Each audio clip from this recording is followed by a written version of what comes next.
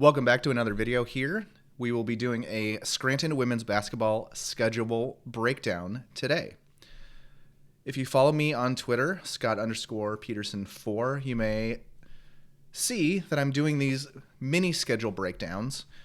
So I did one here on Scranton women's basketball. I said it's a strong schedule, currently my 28th hardest, providing 5.47 losses at the safe threshold. Totally guessing here, but I think maximum of 4 losses gets them in the first round NCAA tournament hosting conversation. Likely need maximum 2 losses, but probably just 1 to be in the sectional hosting conversation. Today we're going to break all of that down in detail so that you can both know how I'm generating those numbers and guesses for Scranton, but also it will help you parse any future of these mini schedule breakdown tweets that I do. So starting with Scranton, I believe we know all their games. I don't think they have any tournament games where it's kind of a Friday, Saturday, Sunday winners play on the second day. So I think we know all their games, which is great. So here's their schedule in order. And the way that I have this set up is we've got 25 games here in order. And then I am penciling in 2 games from a hypothetical landmark conference tournament. Drew is currently my projected fourth team in the landmark, and Catholic is the second.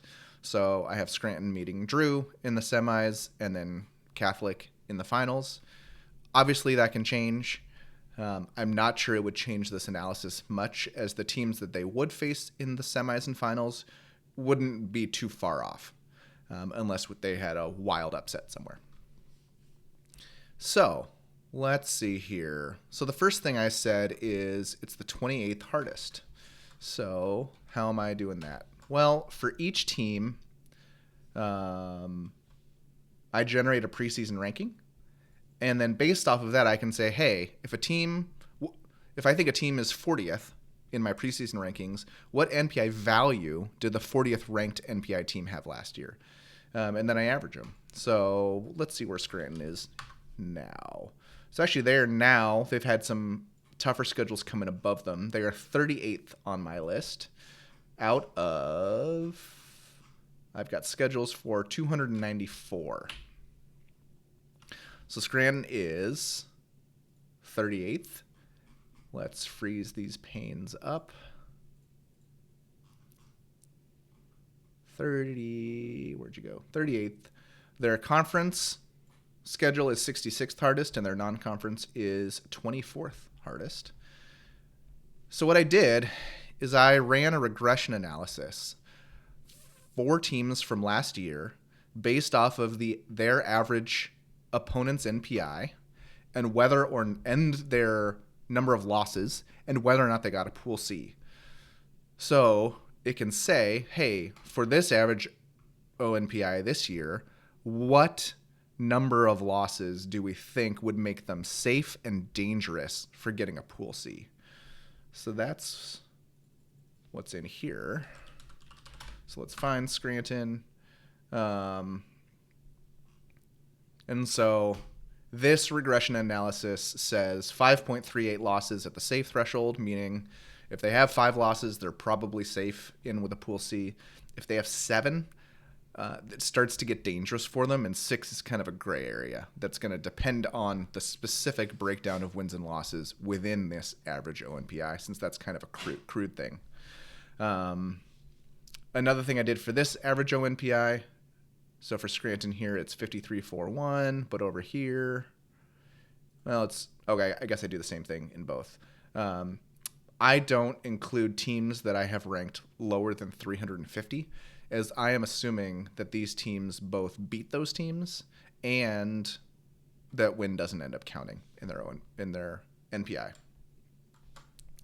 So that's how I arrive at the safe and dangerous losses count, but that's less interesting than going deeper. So let's just say for Scranton, this is in order of the games, but let's actually just sort it by order of opponent. And let's say, hey, we don't think you're going to go undefeated.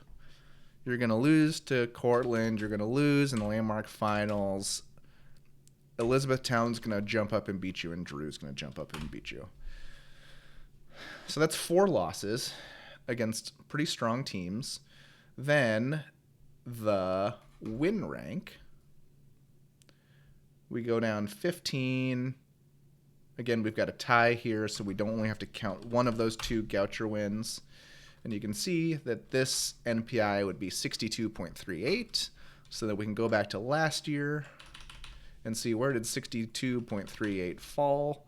It was 13th. So at 4 losses against those kind of teams, Scranton's NPI would be right around 13th.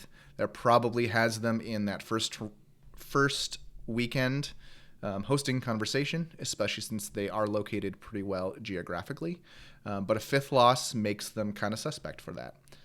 Let's say they didn't stumble against Elizabethtown or Drew, but they got both of those wins. Here,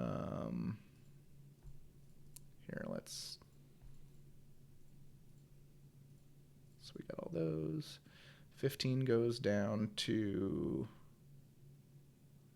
1 Moravian, so we don't need to count the second Moravian. Now we're at 65.40. That's not what I want. At 65.40, they're still not in that top 8. They're still, they could be in the top 8, right? Because these numbers aren't going to be identical year to year, but I think they're going to be pretty close. They would be 9th. So I think at 2 losses against those sorts of teams, they would not be in the sectional hosting conversation, but they might be in the top 8 protected seed conversation.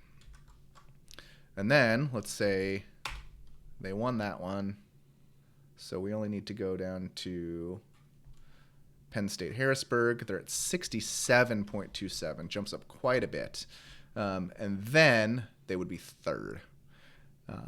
And so I think that this actually matches up. I didn't do this analysis because I don't have the time to do that for every single team, but this matches up with what I said in that tweet.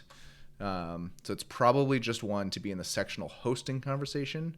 2 losses, they're probably right around the top 8 protected seed list, which doesn't affect hosting, doesn't guarantee hosting, right? It just guarantees that you can't face another top 8 seed until the Elite 8. And then I think max 4 losses gets them into the first round hosting conversation, and then 5 or 6 losses is the Pool C cutoff.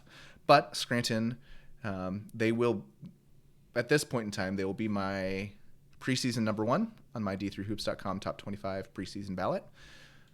So I think that for them, the focus is not on a Pool C bid, and it might not even be on a first round hosting slot, but it's likely aiming quite higher. But the ways that I'm breaking all of that down are the basket of your opponents, and what kind of average ONPI is going to be needed to get you to certain different levels. And then I hope I find that this view is the most helpful view to seeing what's going on. You can see these games against Lycoming, who's my 332 preseason rank, and New Jersey City 313, Wilkes 289. These are currently not counting, and it really helps you get a sense for what does dropping wins mean. All of these losses are going to count. There's no scenario where Scranton is going to be dropping losses this year. That scenario was probably a 20-plus loss Scranton, and that's not going to happen. But you can kind of see how it changes that running NPI. And the big deal about going from 2 to 1 losses was the jump between having to count a win against NPI 207 and not having to count it. It brought up, so that's about a 1 difference. 1 divided by 27.037 increase for their overall NPI. Big deal. And actually, it's much larger than that because they're only counting 16 games in this scenario. So it's about a 0.06 increase Big increase. So that is Scranton. Let me see if I broke down everything correctly. We talked about how I'm generating 28th hardest schedule, now 38th hardest as more schedules have streamed in. This number, 547 at the safe threshold loss, is just a linear regression result.